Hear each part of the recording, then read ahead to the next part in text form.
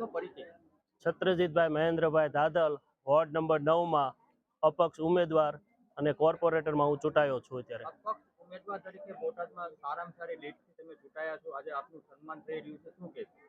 આજે હું ગર્વ સાથે કહું છું કે મારા વોર્ડ નંબર 9 માં બારોટ શેરી, ભેરવા ચોક, જૂના રામજી મંદિર, પછી મોતીવીજીની શેરી, નીચલી શેરી, ઉપલી શેરી, જુમ્મા મસ્જિદ, નગીના મસ્જિદ અને હિપલી વિસ્તારમાં આજે જે લોકોએ મને પ્રેમ આપ્યો છે અને એક અપક્ષ તરીકે મને જે બહુમતીથી ચૂંટી કાઢ્યો છે તે બદલ હું તમામ મતદારોનો ઋણી રહીશ.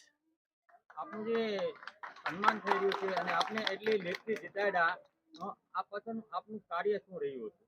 બસ હું લોકોની વચ્ચે સતત 11 મહિના હું ભારતીય જનતા પાર્ટીમાંથી કોર્પોરેટર તરીકે ચૂંટાયો હતો, પણ મારી સાથે કિન્નાખોરી કરી અને એક લાગવકશાહી કરી અને મારે કામ કરવાની પદ્ધતિ, હું લોકોના નાના માણસનું પણ કામ કરતો હતો, છતાં પણ મને કાપવામાં આવ્યો છે.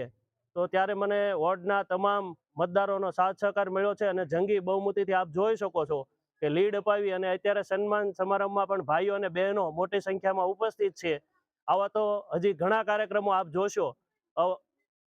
આવનારા દિવસોમાં આપના દ્વારા કેવી કામગીરી કરવામાં આવશે?